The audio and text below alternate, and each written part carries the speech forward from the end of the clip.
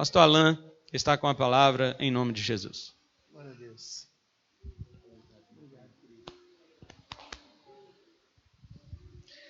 Amém. Saúdo os irmãos com a graça e a paz do Senhor Jesus. Amém. Amém. Obrigado, pastor Cleilson, pela honra. Uma honra para mim estar falando para os irmãos aqui da Igreja Missionária Volta de Cristo. E eu estou no Ministério Pastoral já fazem 14 anos já. Estou aprendendo ainda aquilo que o Senhor tem me ensinado dentro desse ofício pastoral. É uma bênção. Se você tem um chamado pastoral, por favor, responda logo. Tá? Se você tem... Eu falei na igreja esses dias, né? Tem muita gente que está fazendo concurso público com medo por causa da estabilidade, né? Assim, a melhor coisa é ser pastor, porque o patrão é Deus, nunca falta. Tem mais estabilidade do que servir o Senhor. E se o Senhor te chama, o Senhor te sustenta, o Senhor te financia, né? Se o Senhor te chama também para ser um profissional, o Senhor também te financia. O Senhor não financia só pastor, não. Ele financia você para ser um empreendedor no reino. O Senhor te financia também para você ser um funcionário. Às vezes, por causa de você, Deus vai fazer prosperar a empresa onde você trabalha, né? Esses dias, alguns anos atrás, na verdade, né?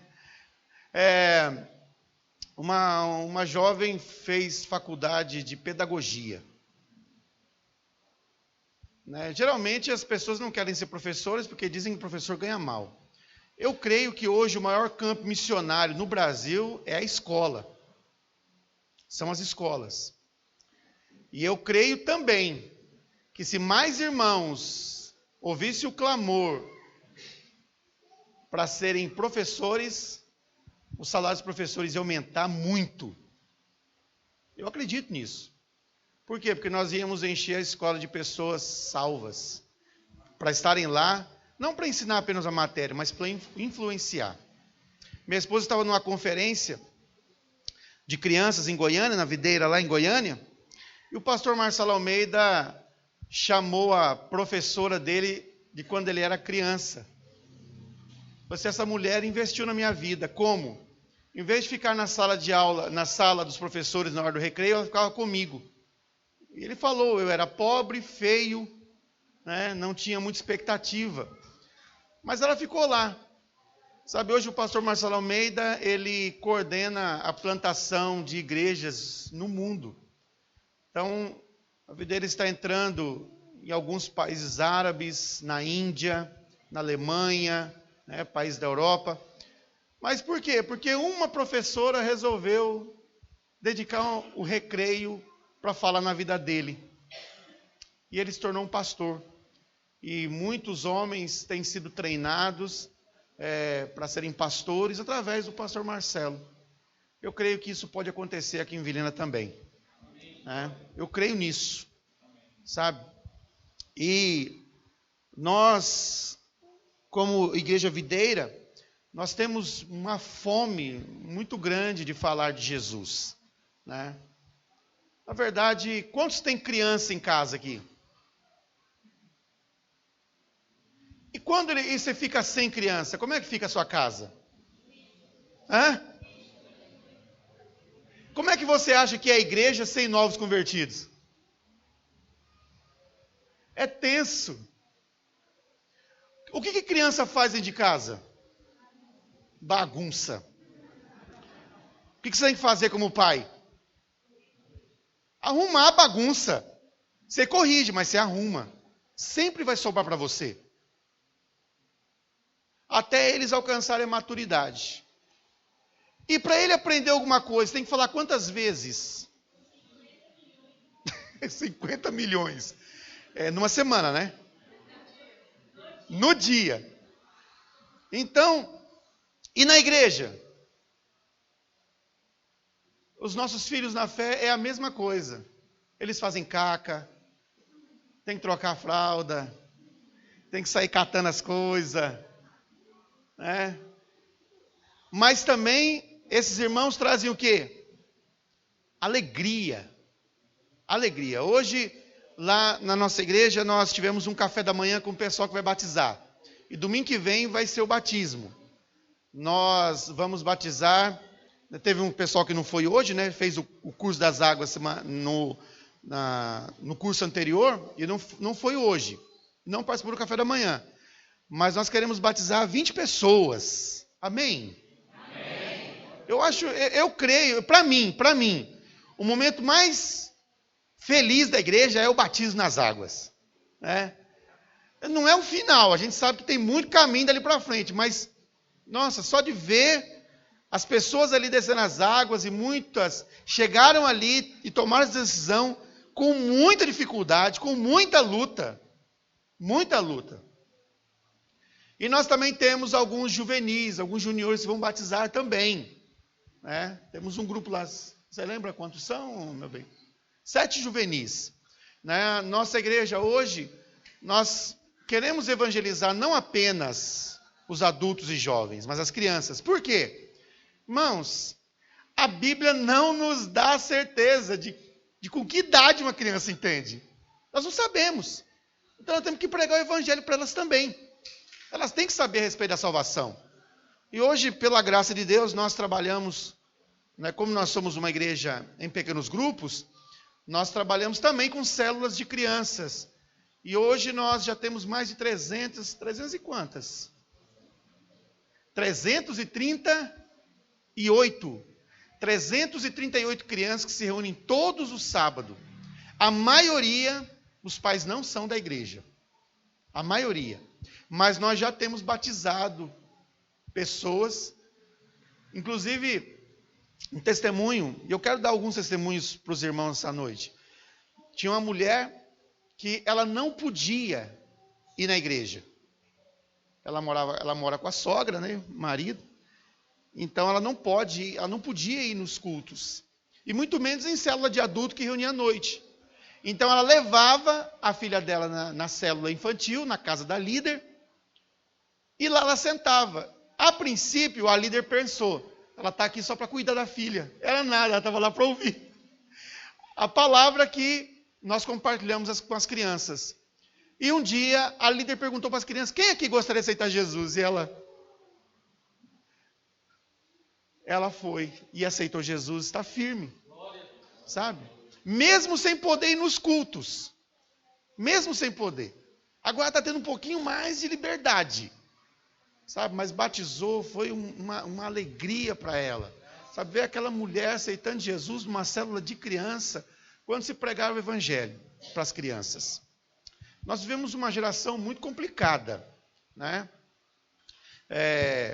Eu compartilhei, essa palavra que eu vou compartilhar com os irmãos, compartilhei alguns domingos atrás, falei para o pastor Cleilson, sobre motivações para o evangelismo. Por que nós devemos evangelizar? Quantos creem que Jesus cura em nossos dias? Amém. Tá, eu creio que você crê. Mas você crê que Jesus quer usar você? Essa é a questão. Nós cremos que Jesus faz, mas nós temos de crer duas coisas. Ele quer fazer em mim? Ele quer fazer através de mim? Então eu penso que às vezes a nossa dificuldade não é crer, mas é agir de acordo com aquilo que a gente diz que crê. Então Paulo falou o quê? Paulo falou bem assim lá em 1 Coríntios 4. Eu criei, por isso falei. Então a nossa fala, ela vai denunciar o tipo de fé que eu tenho. Por quê? Porque Jesus falou isso. A boca fala do que o coração está. Então, se eu creio, eu vou falar. E eu vou falar como Pedro. Olha, não tenho prata nem ouro, não tenho um tostão furado, mas em nome de Jesus, levanta e anda. Sabe, e Pedro não ficou argumentando ali com o coxo, não ficou debatendo com ele, levanta e anda. Esses dias, um jovem da nossa igreja, nós, graças a Deus, temos tido um trabalho muito promissor com os jovens. E um jovem encontrou alguém na rua e foi orar pela pessoa e manifestou o demônio no meio da rua. E aí? O meu celular não estava atendendo chamada. Nem o do líder dele. Ele mesmo expulsou ali. E falou de Jesus para aquelas pessoas ali. Sabe, que Deus coloque muito demônio no seu caminho. Eu não ouvi nenhum amém. Para quê? Para as pessoas serem libertas. Porque o evangelho, ele é caracterizado por duas coisas. Curar enfermos e expulsar demônios. E esses sinais vão fazer o quê? Acompanharão. Você crê? Então os sinais têm que acompanhar você. Que sinais? Pessoas sendo curadas. Sabe, a pessoa pode ser o que for. Se eu vou orar por você, você vai ser curado agora, em nome de Jesus. Ah, mas eu não sei se é de Deus. Eu tenho certeza que o diabo não vai mandar você orar para curar alguém. E principalmente se for em nome de Jesus. Ele não vai falar, ora aí, em nome de Jesus, que essa pessoa vai ser curada. O diabo não vai falar isso. Eu duvido muito. Mas eu creio que você não precisa de uma palavra especial. Você já tem uma palavra especial. Vão por todo mundo. E preguem o evangelho. E façam discípulos. E ensine eles a guardarem tudo que eu tenho mandado vocês. Então a palavra nós já temos. Não precisamos mais nada. A direção nós já temos. Eu creio que a verdade acerca disso vocês já sabem. Então é só fazer. É só a gente fazer. Sabe? Qual é a matéria-prima para o milagre? O enfermo. E você conhece gente enferma? Você conhece gente enferma? Você conhece gente doente? Vai lá e ora. Em nome de quem? Sabe, você tem uma procuração, querido. Jesus falou assim, em meu nome. Isso é uma procuração. Que procuração? É um documento de desapropriação. Demônio, em nome de Jesus, chega para a pessoa, em nome de Jesus, eu tenho um mandado de segurança aqui, e você tem que desapropriar. Sai, sem teto. Aqui não fica mais. Eu declaro que essa propriedade aqui é do Senhor Jesus agora. Por quê? Porque ele morreu na cruz e pagou um alto preço por essa pessoa. Então, por favor não, né? Em nome de Jesus, sai, eu te ordeno, sai daqui. Sai daqui, eu quero falar de Jesus para ela. Solta a mente dela. Você já tem a procuração. Jesus já deu a ordem. Ele já emitiu o decreto. Então agora você vai lá e faz no nome dele. Amém, irmãos? Amém. Aleluia. Então, lá em Romanos 2,4, nós vemos que o que conduz as pessoas ao arrependimento é a bondade de Deus. É a bondade. Diz lá, ou desprezas a riqueza da sua bondade, e tolerância, e paciência, ignorando que a bondade de Deus é que te conduz ao arrependimento. Então não é terror, é a bondade de Deus, é saber o quanto você é amado. Quanto mais você entende que você é amado, mais você quer fazer o desejo do Senhor. Mais você quer fazer aquilo que está no centro do coração de Deus. E você sabe o que está no centro do coração de Deus? Gerar filhos. Gerar filhos para Deus. Sabe? Você foi chamado para gerar filhos espirituais. Deus te comissionou, Deus te deu poder, Deus te deu o Espírito Santo. Você é habitação de Deus para fazer isso, para gerar filhos espirituais para Ele. Ah, desse mundo a gente não leva nada. Não leva sim. Claro que a gente vai levar. Quem? Nós vamos levar os filhos na fé que nós geramos. Olha, é muito bom quando tem gente no culto se convertendo. Mas é muito mais gostoso quando a pessoa se converte lá na minha casa, lá na faculdade, lá na rua onde eu moro, lá no meu trabalho. É muito melhor. Você chega para o pastor, eu ganhei para Jesus. Fui eu. Aí o pastor vai assim, agora discipula. Está aqui o material. Ó. E você vai lá, e sabe, é mais legal ainda. Quando você vê aquele irmão, aquela pessoa que era arrebentada, toda estrupiada, de repente se torna líder na igreja. Ninguém fala amém? Amém. Abraão recebeu a promessa e falou amém, tá?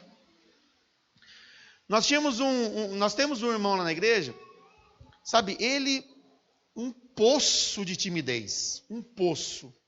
E tem uma dificuldade de dicção tremenda. Você tem que prestar bastante atenção no que ele fala. Aí ele virou líder de célula. Ele chegou, nós fazemos um encontro lá, um retiro de 3 dias, né? E nosso objetivo do nosso retiro é evangelístico. Ele chegou, ele estava bêbado na sexta-feira. 30 anos no alcoolismo. E um jovem pegou e levou ele para o encontro. Ele saiu são. E aí ele quis, dar o acabamento final, ele foi no outro encontro também. Ele foi em 2. Hoje, ele tem nojo de bebida. Tem nojo.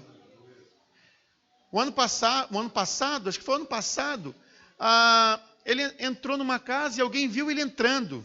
Uma mulher viu ele entrando. E entrou junto. Ela chegou lá assim, cadê o fulano? Falei assim, o que está tendo aqui? Não, vai ter uma célula aqui, um grupo de oração. Uai, o fulano é crente? Falei, é. Uai, eu entrei aqui porque eu falei assim, opa, o fulano está lá, vai ter cachaçada, eu vou lá. Ele chegou lá, não, era uma reunião para cantar, para adorar, para orar uns pelos outros, para compartilhar a palavra. Quem é que faz um trem desse? Sabe, queridos, eu acredito, fundo do meu coração, que Deus não quer apenas que uma igreja local cresça na cidade. Eu não creio nisso. Eu creio que quando Deus ele libera, o crescimento é para todas. Todas as igrejas. Eu creio nisso. Sabe, e nós temos que estar preocupados com o número, sim. Sabe por quê? Porque um lugar a mais, uma pessoa a mais aqui nesses bancos, é uma pessoa a mais no boteco, é uma pessoa a menos no boteco, é uma pessoa a menos na boca de fumo, é uma pessoa a menos agredindo a esposa em casa, ou o marido, que tem mulher também que bate pra caramba. É uma pessoa a menos lá, destruída, e uma pessoa a mais aqui, aprendendo o evangelho. Um a menos lá no inferno e um a mais aqui no céu. Os irmãos entendem o que eu estou querendo dizer? Devemos preocupar com o número? Devemos. Porque Atos fala constantemente que multiplicava o número de discípulos. Sabe, eu tenho feito uma oração junto com a igreja há bastante tempo já. Por quê? Paulo estava pregando numa cidade, ele ia sair daquela cidade, Deus falou para ele assim, sai não. Eu tenho muita gente nessa cidade ainda. E eu cheguei à conclusão, não, Deus tem muita gente nessa cidade, eu não sei quem é. Falei, Deus, essas pessoas vão se converter. Então que seja na minha igreja. Então que seja aqui com a gente, que a gente vai ensinar o evangelho para elas. A gente vai assim ensinar elas a respeito da graça libertadora de Cristo Jesus. Então que seja aqui, Jesus. Que seja aqui. Que tem muito lugar ensinando abobrinha. Então que seja aqui. Então vocês podem orar assim também. Devem orar. Senhor, já que o Senhor vai salvar muita gente aqui nesse lugar, nos dê uma fatia desse bolo. A gente não quer, a gente sabe que a cidade toda aqui não vai dar, porque tem outras igrejas que também estão fazendo esse trabalho de evangelização. Mas nós queremos nos tornar participantes nessa batalha. Nós queremos despojos nessa guerra também. Essa guerra que nós não precisamos lutar, ela já está vencida. Sabe, nós somos que nem aquele povo, o povo de Israel, quando foi na época de Josafá, lá em 2 Crônicas 20. Nessa batalha eles não precisam guerrear, eu pelejarei por vocês. E aí eles foram no acampamento do inimigo e encontraram o quê? Só os despojos, só as riquezas. Então quais são as riquezas que nós queremos? As pessoas. Por quê? Qual é o nosso negócio como igreja? Nosso negócio é gente. Você pode repetir comigo isso aí? Diga, o nosso negócio é gente. Sabe, ainda que a gente gosta de prédio bonito, gosta de sala. Mas para que a gente quer sala? Para encher de gente. Gente pequena, gente grande. Para ensinar. Por que a gente quer um prédio maior? Para encher de gente, para ouvir a cada domingo a palavra, para adorar. É para isso. A gente quer gente. Nós queremos gente. Quanto mais gente, melhor. E gente dá trabalho? Dá nada, gente dá fruto. Amém, irmãos? Amém. não gosto de gente a trabalho. Né? Eu fico assim, não, Deus me livre querer ser pastor, é só abacaxi. O cara está dando um tiro no pé dele, está falando que ele é um abacaxi. Fala para o teu vizinho assim, você não é um abacaxi. Você é santo. Sabe, querido, não tem esse negócio não. Sabe, quanto mais esse lugar aqui, esse prédio aqui, em nome de Jesus, tem que ficar pequeno. Sabe, pastor Cleilson aqui, junto com a liderança dele, tem que ter um santo problema. Que santo problema? Falta de espaço. Eu estava vindo aqui pela Major, para vir aqui para a igreja, cheio de jovens lá fazendo absolutamente nada. Sabe? Cheio de jovem, miolo de pote. Nada. Né? Tudo deixa como tá para ver como é que fica. Deixa a vida me levar, a vida leva eu. Tudo assim. E eu passo e às vezes eu penso comigo assim, o que os meus jovens estão fazendo aqui? Eles deviam estar no culto. Não tinha que estar aqui na praça. Só que eles nem conhecem Jesus ainda. Então, nós temos muitos motivos para falar de Jesus. Sabe, a maioria das pessoas, crentes, elas possuem um verdadeiro terror diante do desafio de falar de Jesus para alguém, de evangelizar. Eu uso o livro Evangelizar. Sabe, possui um terror. Desperta os sentimentos mais insanos, às vezes, em muitos crentes. Mas eu não sei o que falar. Eu não sei tantos versículos de cor. E nem precisa. Eu não sei argumentar. Uma vez eu estava na conferência e ouvi uma palavra do pastor Abe, que eu achei sensacional. Sensacional.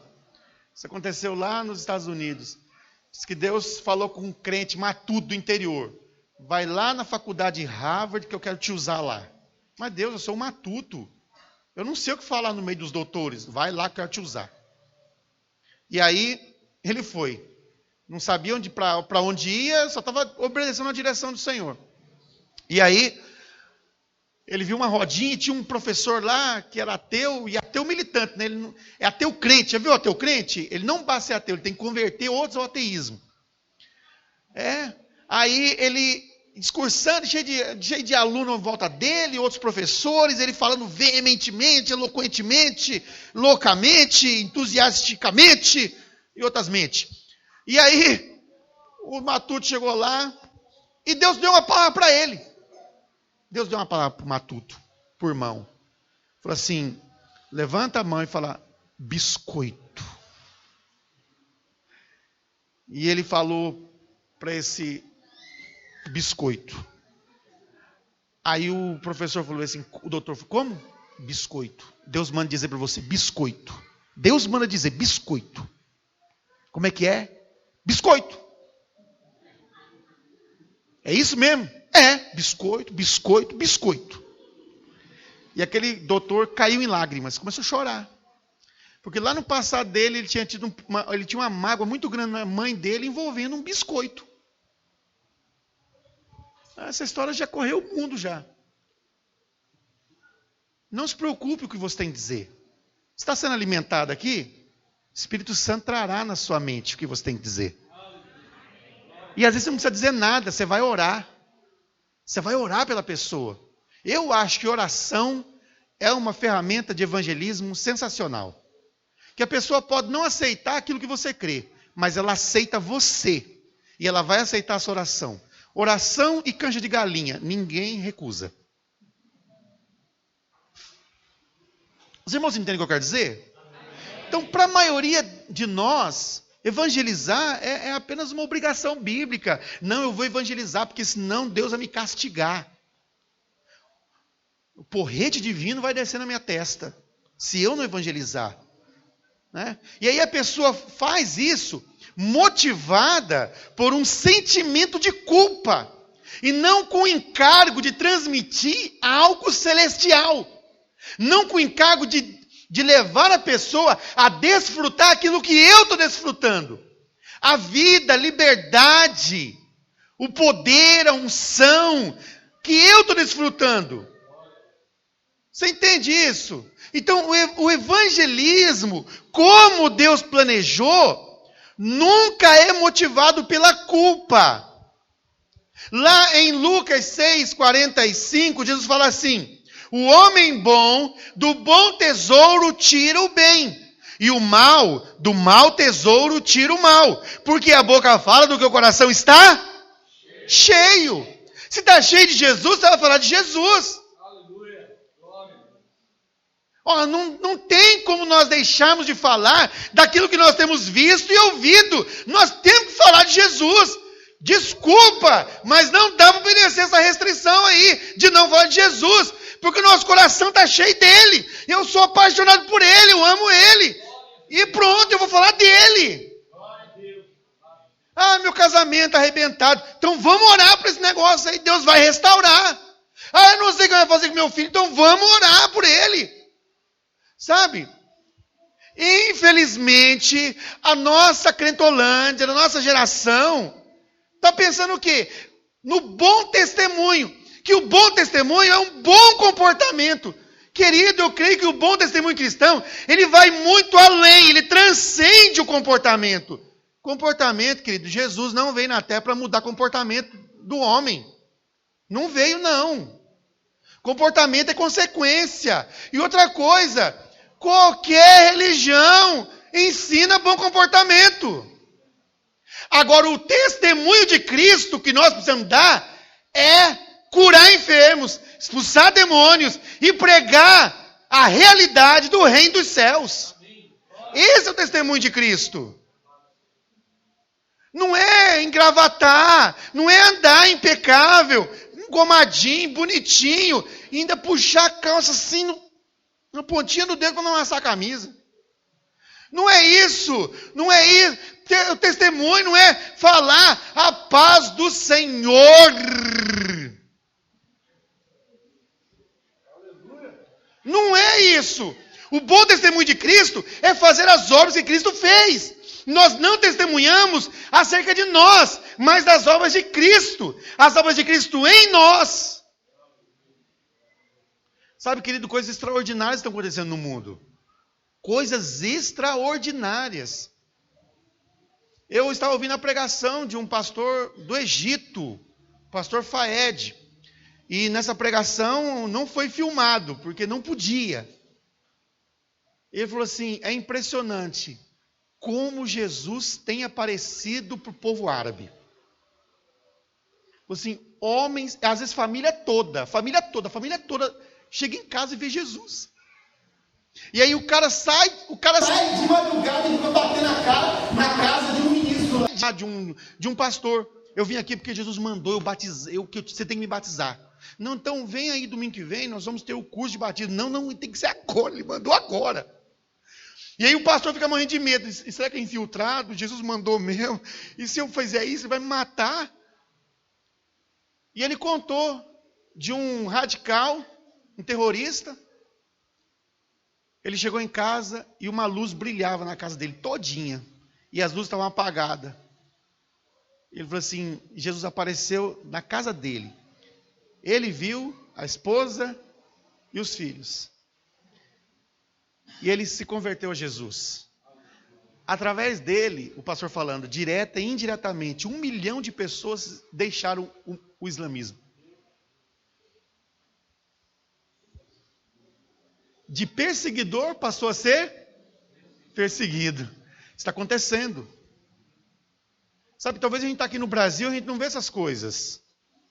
A gente não vê, sabe por quê, queridos? Porque, na verdade, muito disso também é resposta de oração. Nossa aqui. Porque nós temos orado para Deus manifestar no mundo. Para Deus alcançar as nações, tocar as nações. Nós fomos alcançados porque alguém ouviu o clamor do Pai, o chamado do Pai. Sabe quando Jesus falou? Sereis minhas testemunhas tanto em Jerusalém, Samaria, até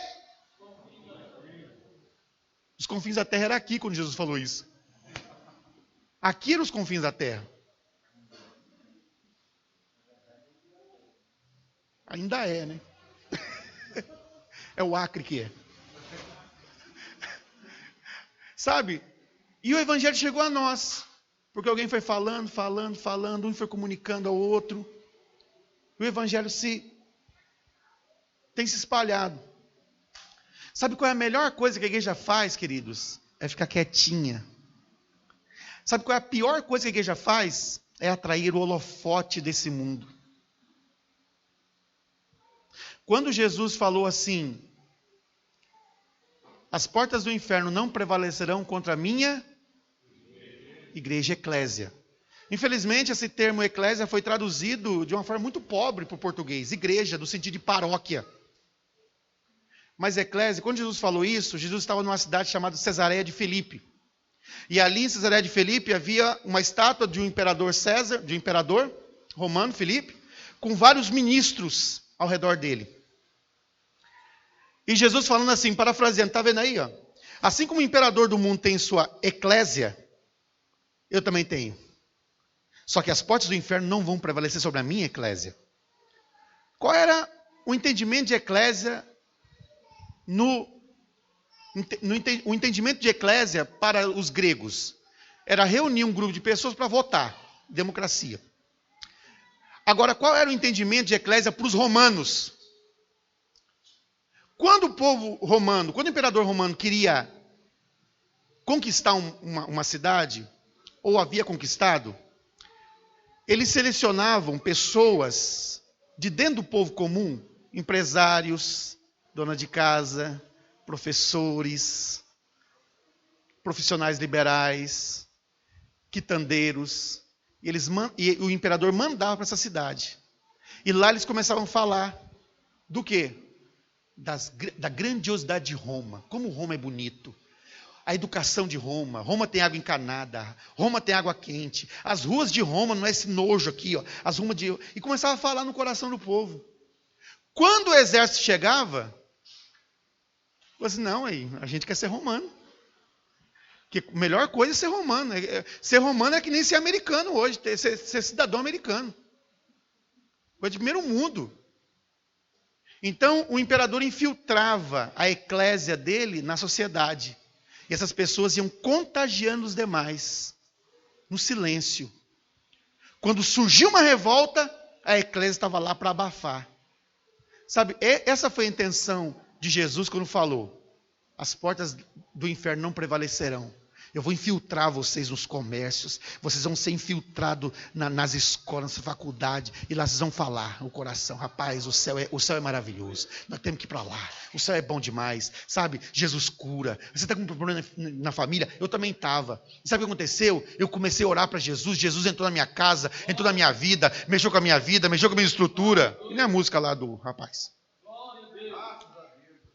Os irmãos estão entendendo o que eu quero dizer? Mas a gente quer fazer um monte de coisa, a gente quer ir para a televisão, a gente quer ir atrás a atenção do mundo, a atenção negativa. E quando eu descobri isso, eu mudei minha concepção de crente 007. Que realmente o crente tem que ser quietinho, tem que só comendo pelas beiradas, sabe, ser que nem mineiro.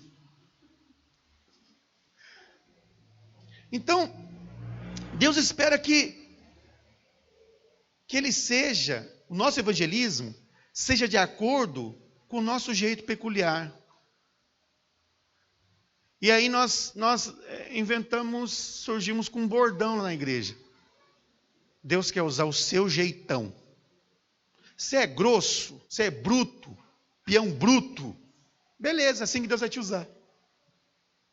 Você é bem, assim, tranquilo, você é bem delicado, bem fofo. É assim que Deus vai te usar. Né? Você é meigo, meiga, é assim que Deus vai te usar. Deus vai usar o seu jeitão. Deus, assim como ele usou o jeitão de Pedro, o jeitão de João. João era violento, João já queria orar e mandar fogo do céu e queimar o povo. Deus mudou o caráter dele depois, né? Mas Deus quer usar o seu jeitão, a sua personalidade, o seu jeito de falar, a sua experiência. Sabe, dentro disso eu quero falar que a nossa mentalidade deve ser de procurar com as pessoas, se preocupar com as pessoas e valorizar as pessoas. Sabe, eu tenho que levar mais alguém para o céu comigo. Esse negócio não posso sozinho, não. Tem que levar minha família. E Deus é tão inteligente, né? Ele deu uma promessa: crê no Senhor Jesus, será salvo tu e a tua casa. Foi lá e te salvou. Para você reivindicar essa palavra, essa promessa dentro da sua casa. Senhor, o Senhor disse: crê no Senhor Jesus, será salvo tu e tua casa. Eu creio, agora eu quero minha casa.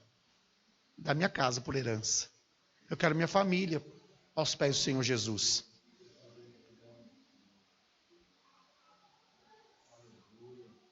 Primeira motivação que você deve pregar o Evangelho de Jesus. Nós temos algo que os outros não têm e podemos compartilhar. Nós temos uma mensagem sensacional. Lá em 2 Reis 6, 24 até o 7, 20, conta a história de um cerco em Samaria, pelo rei da Síria. E aí havia fome, mas a fome foi tão intensa que uma mãe lá acabou comendo o filho dela. E havia 3 leprosos que ficavam excluídos da sociedade, isolados. Falou assim: vamos lá no acampamento sírio? Se a gente ficar aqui na cidade, nós vamos morrer. Se a gente entrar na cidade, eles vão expulsar a gente, porque a gente é leproso. Se a gente for lá no acampamento sírio, pode acontecer 2 coisas. Ou eles vão ficar com dó da gente e dar de comer para nós, ou vamos nos matar. De qualquer jeito a gente está ferrado. Perdão a expressão. A gente está no osso, no sal. De todo jeito. Eles foram. Chegando lá, não havia ninguém. Só comida e as riquezas do acampamento. E eles começaram a comer se empanturrar. Até que um deles falou assim: não está certo o que a gente está fazendo. Hoje é dia de boas novas. E se nós nos calarmos, nós seremos culpados. Vamos voltar na cidade e vamos falar assim: gente, tem comida lá. O pessoal picou a mula. Saíram fugido. Não sei o que aconteceu. Os israelitas foram lá e constataram. Sabe, eles tinham algo para compartilhar. Da mesma forma, assim como esses leprosos, nós somos pessoas ainda que está sendo aperfeiçoada em Cristo Jesus. Temos ainda sérios problemas a serem vencidos na nossa vida pessoal. Nosso caráter está sendo tratado, mas nós temos para compartilhar algo e nós devemos compartilhar isso. Você entende, irmãos? Nós temos muito para contar daquilo que Deus tem feito. Por exemplo, quem aqui já entregou a vida a Jesus? Diga amém. Amém. Como era a sua vida antes disso? Melhor nem comentar. Como era a sua vida antes? Essa é a sua pregação. Paulo podia estar onde fosse. Paulo escreveu coisas profundas. Mas as coisas profundas que o apóstolo Paulo escreveu foi para ensinar a igreja. Mas quando ele estava diante de plebeus ou diante do imperador, o que ele falava? O encontro que ele teve com Jesus no caminho para Damasco. Se é no cavalo ou de a pé, eu não sei. Mas o importante é que ele teve um encontro com Jesus. Ele falava disso. Minha vida era muito louca. Eu era magro que dava dó. Meu paletó listado tinha uma lista só. Ele falava isso. Como era a sua vida antes de Jesus? Como foi seu encontro com Jesus? Essa é a sua pregação. Você é a Bíblia para quem não conhece Jesus. Você é a carta viva escrita pelo Espírito Santo. É você. É isso que você tem que compartilhar com seus amigos, com seus parentes. É isso. E para alguns deles que te conheceram de outros carnavais. Alguns deles já vêm e falam assim: rapaz, como fulano mudou. Como fulano mudou. Esses dias não, acho que o ano passado, um jovem líder de célula da nossa igreja foi comprar um refrigerante na conveniência para servir na célula, depois da palavra. Chegando lá, ele encontrou com um amigo dele, que estava tomando umas, né? Oh, quanto tempo não te vejo, não sei o quê. Falei assim, rapaz, que bom te ver. Hein, aparece lá na célula. Não, eu vou aparecer uma hora dessa. Quando ele virou as costas, esse amigo dele falou bem assim, rapaz, o Tiago tá diferente. Eu não sei o que ele tem, mas eu quero. Eu batizei e ele está sendo preparado para ser líder de célula e tem chamado pastoral. Sabe? O que aquele menino falou? Nada. Ele nem chegou a pregar. Sabe? A luz de Deus brilha através de gente apaixonada. Não precisa falar, às vezes não precisa nem falar. Como, eu não lembro agora de quem que é a frase. Me fugiu da mente. O senhor Correios deve saber qual é uma enciclopédia, né? Pregue sempre. Se preciso, use as palavras. Você lembra? São Francisco de Assis. Pregue sempre. Se preciso, use as palavras. Sabe? Jesus está dentro de você, filho. Deixa ele fluir. As pessoas quando falam com você, dão esse testemunho. É tão bom falar com você. Quando você fala, dá uma paz. Ou você é daquele tipo de quem não fala assim, chegou. Chegou quem? Chegou o chato. Chegou o que diz que é. Mas a realidade não condiz com aquilo que realmente você é. Filho de Deus. Então nós temos uma mensagem para compartilhar. Segunda motivação. Nós somos representantes de Deus.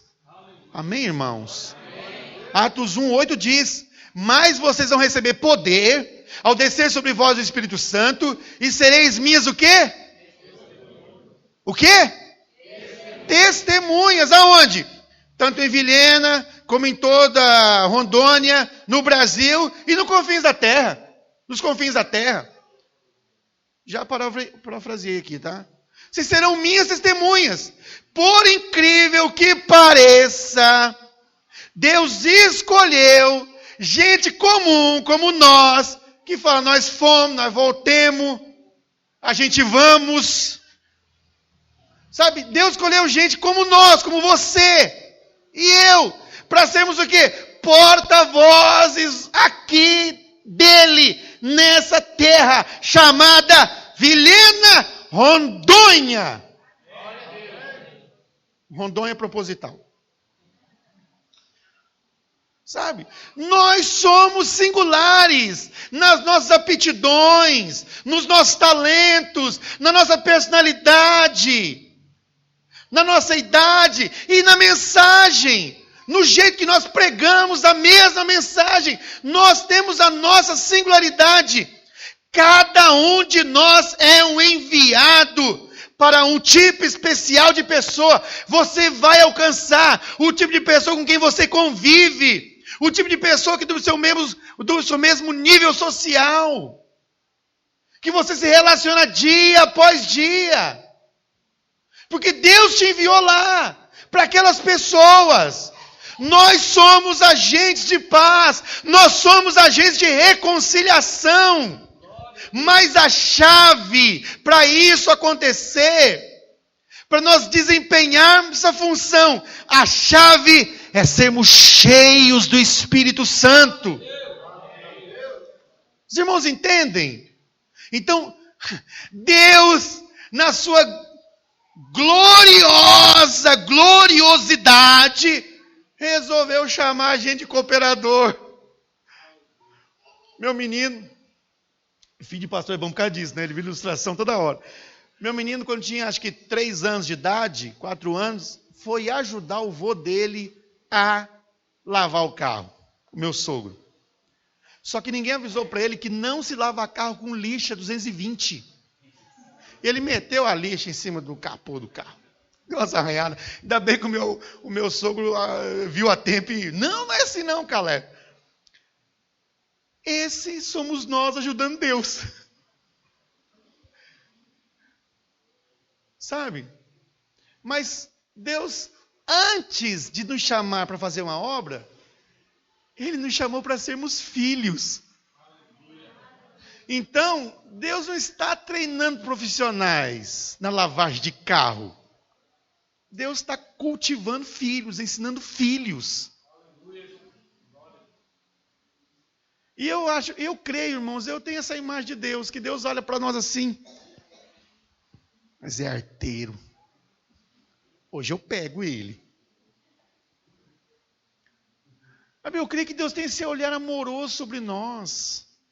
Olha lá que bonitinho, ó. Ele tá tentando. Ele está tentando. Eu vou ajudar ele. Eu vou honrar ele. Eu vou dar essa vida para ele. Mesmo sendo ele como ele é. Está entendendo, querido? Deus usa você do jeito que você é. Deus resolveu colocar representantes dele aqui na terra, como você e eu, somos nós. Por isso que o diabo odeia tanto a gente. Sabe? O que o diabo quis? O diabo falou bem assim: eu vou subir no Monte Santo de Deus, vou sentar no trono do Altíssimo e serei semelhante a ele. Deus fez o que com ele? Expulsou ele do céu. E aí depois, o que Deus fez? Vamos fazer o homem a nossa imagem e semelhança? Ou seja, tudo aquilo que o diabo queria ser parecido com Deus, Deus falou assim, não. E ele fez a gente. Fez o homem de barro, a imagem e semelhança dele. O diabo não contente, o que ele fez? Contou uma lorota, um 71, e o homem caiu. Entregou o domínio da terra para Satanás. Não bastasse para deixar o diabo mais irado ainda contra você, Deus veio e redimiu e colocou você e eu assentados nos lugares celestiais em Cristo Jesus. O diabo queria ser semelhante a Deus? Deus não deixou. Fez a gente semelhante a ele. E nós nem pedimos. Quem é que pediu para nascer? A gente não pediu para ser criado. Deus quis. E aí a gente caiu. Se rebelou contra Deus. Deus vem, salva e ainda coloca a gente assentado nos lugares celestiais, aonde Satanás queria sentar. Uai, não é à toa que ele tem raiva da gente, né? Tudo aquilo que ele queria ser, Deus deu para a gente que nem merecia, nem pediu para ser. Deus deu para nós. Amém, irmãos? Amém. Ele nos fez embaixadores. Então, falar mal de você é falar mal de Jesus. Eu não sei porque o mundo cristão fica tanto se defendendo na mídia. O mundo cristão, os crentes, os cristãos ficam querendo ser aceitáveis nesse mundo. Jesus falou, se me odiaram, pode esperar, eles não vão amar vocês não. Esses dias, nós temos algumas pessoas na igreja que eram homossexuais. E aí, pastor, vocês proibiram eles? Não tem como é que a gente vai proibir?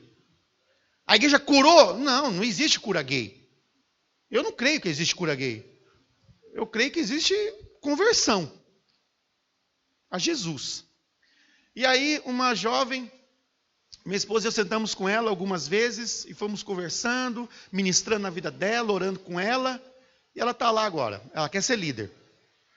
E aí, ela estava muito chateada, porque um rapaz, também homossexual, falou, não vou pegar não resolve esse negócio de igreja.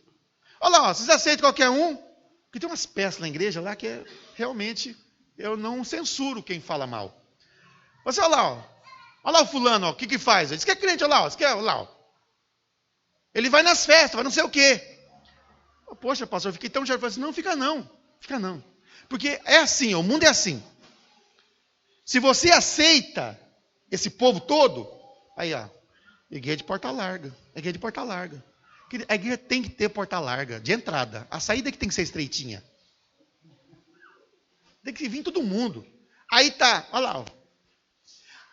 Se a igreja missionária Volta de Cristo começar a aceitar todo mundo, vão falar mal de vocês.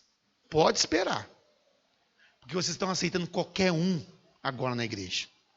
Não é gente boa assim, perfeita que nem vocês, é qualquer um. Agora, se vocês não aceitarem, tá vendo aí, ó? Não adianta, a igreja é preconceituosa. Fala mal do mesmo jeito. Então o que nós vamos fazer? Vamos fazer aquilo que Jesus mandou e pronto, acabou. Ou nós queremos o aplauso desse mundo, ou nós queremos o aplauso do céu. O que nós vamos querer? Aplauso do céu, amém? Então nós somos representantes. Terceiro, nós precisamos alertar as pessoas acerca da realidade do inferno. É algo inquietante, mas é verdadeiro. O inferno existe e muitas pessoas estão indo para lá agora mesmo. Vocês ficaram sabendo do menino que morreu, assassinado sexta-feira? Foi no nosso encontro, foi na nossa célula, começou a fazer o curso de consolidação, discipulado básico. Não quis ficar. Semente à beira do caminho, Satanás veio e roubou. Assassinado. Ele foi para o céu, pastor? Não sei. Não cabe a mim. Então, o inferno foi um dos principais temas abordados por Jesus nos evangelhos. E nós precisamos gastar, cada vez mais tempo, dinheiro, energia, para alcançar essas pessoas que estão indo a passos largos para o inferno. E quando nós percebemos a realidade, que é inescapável, que há o inferno, quando nós adquirimos a mentalidade do tipo de sofrimento que é o inferno, nós vamos fazer o possível e até aquilo que está fora do nosso alcance para falarmos, para que alguém seja salvo de alguma maneira. Fazer de tudo para alcançar alguns. Fazer todo o esforço necessário para alcançar alguns. Fazer de tolo se preciso for. Fazer de sem religião se preciso for. Se fazer de maluco para alcançar uma vida. Aleluia, amém, irmãos? Essa é a terceira motivação. Porque nós devemos evangelizar. Nós precisamos avisar as pessoas acerca da realidade do inferno. É um tormento eterno. Nós temos muita dificuldade de pensar nisso. Porque nós só pensamos no tempo e no espaço. Nós só pensamos no nível do cosmo. Mas quando a gente fala de eternidade, é outra dimensão. É um lugar onde não tem tempo, não tem relógio. É eterno. Quarta motivação para você evangelizar. Há uma recompensa para nós quando evangelizamos. Há uma recompensa. O Davi é sensacional, o rei Davi, né? Ele chegou lá no dia que o filisteu estava falando e desafiando e praguejando com o povo de Israel. Falou assim, quem é esse incircunciso aí? Mas sabe o que ele falou primeiro? O que o rei vai dar para quem matar esse cara aí? Pode ver lá, a primeira pergunta que ele faz, o que o rei vai dar? Ele vai dar a filha dele, que devia ser filezinho, né? Uma moça linda. Ele vai dar a filha virgem dele. Ele vai dar riqueza para esse cara. E vai isentar a casa do pai dele de impostos. Eu sei, quem é esse incircunciso miserável? Eu vou matar esse filho e vou arrancar a cabeça dele. Você tem que ser motivado. Há uma recompensa, há um galardão. Alguns vão entrar no céu. Agora a Bíblia diz que alguns terão uma rica entrada. Uma rica entrada. Você entende isso aqui? Sabe, você ser saudado pelo próprio Jesus. Servo. Ó, tem muitos servos aqui, mas você é servo bom e fiel. Cara, eu comentava esses dias com os anjos aqui. Olha, tá vendo ali, ó? Esse aqui é o cara. Eu estava até comentando com o Gabriel. Quando você vinha lá, ó, na fila aqui para receber a comida, eu estava comentando aqui, ó. Lá, tá vindo, ó. Esse aqui é o filho amado que me dá muito prazer. Meu coração palpita quando ele chega. É uma recompensa, sabe? Porque, sabe? E uma das recompensas é agora. Sabe qual é a recompensa? A alegria de ver uma pessoa se entregando a Jesus às lágrimas. E depois você chegar... Sabe, isso não é prepotência, não é orgulho não, irmãos. Sabe, isso é um santo orgulho. Você bater nas costas do pastor, do presbítero, do diácono, assim, meu filho na fé. Não é assim que você fala do seu filho? Ah, esse aqui é meu filho, ó. Olha, esse aqui é meu filho. Você apresente seu filho com alegria, esse aqui é meu filho. E quando seu filho estuda, tira nota boa, se forma, você chega na formatura, rapaz, chega assim, ó, peito estufado. Eu vim para a formatura do meu filho. E quando você chega num filho espiritual, é uma mesma alegria. Você livrou alguém do tormento eterno. Você foi lá, você arrombou, você meteu o pé nas portas do inferno. E Jesus é tão bom que ele falou bem assim, as portas do inferno não prevalecerão, né? Por quê? Porque ele largou a porta aberta. Ele foi lá e venceu e largou a porta aberta. Falou assim, gente, agora vocês são tão violentos que nem a porta do inferno vai prevalecer contra vocês. Sabe o que nós temos que fazer? Nós temos que libertar as pessoas de uma prisão cujas portas já estão abertas. As pessoas estão presas numa prisão de porta aberta. Porque Jesus levou cativo o cativeiro. Ele não levou cativo os cativos, ele levou cativo o cativeiro. Como é que cativa o cativeiro? Como é que prende o cativeiro? Como é que prende? Jesus prendeu a cadeia. Sinistro isso, né? E aí ele levou cativo o cativeiro e fez o quê? Deus deu dons aos homens, capacitou a gente de poder. Sabe, essa alegria pelo compartilhar nos anjos. Quando uma pessoa se converte, quando um pecador se arrepende, a Bíblia diz que eu tenho o quê? Festa.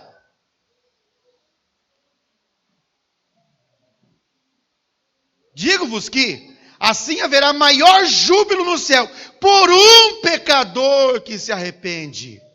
Por um só. A festa. Sabe?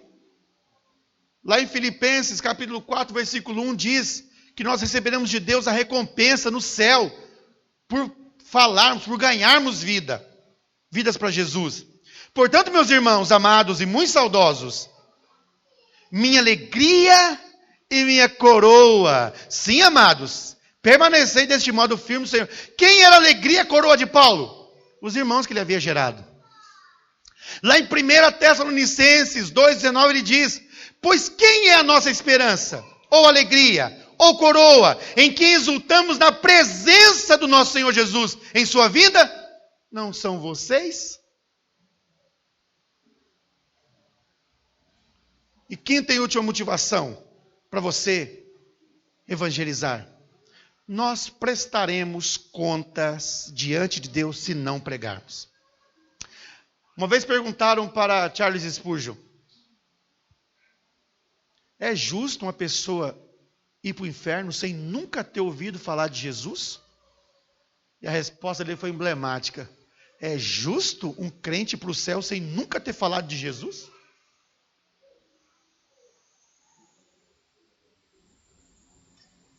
Sabe, se nós formos fiéis, nós teremos uma recompensa.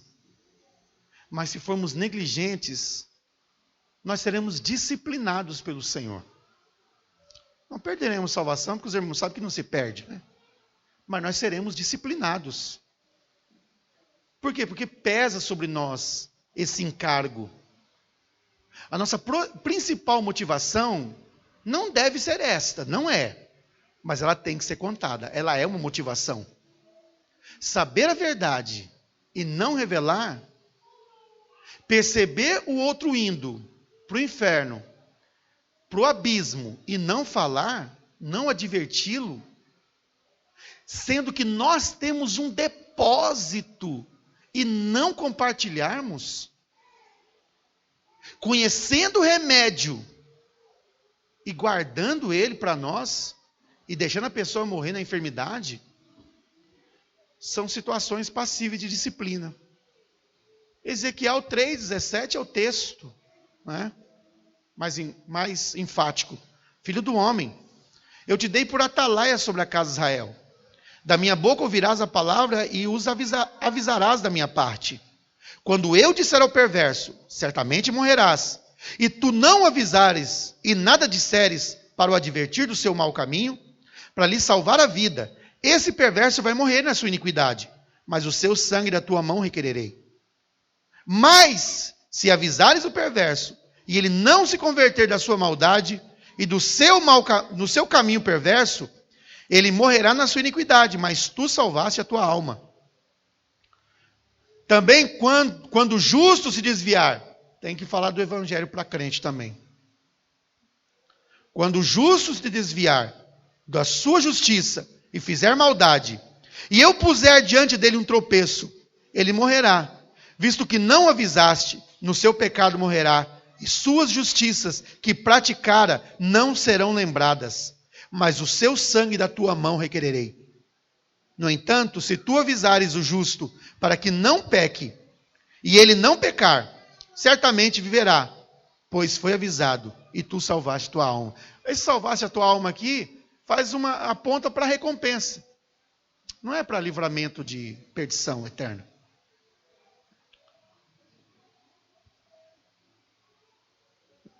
Os irmãos veem que nós temos muitos motivos para compartilharmos do Evangelho, da salvação em Cristo Jesus.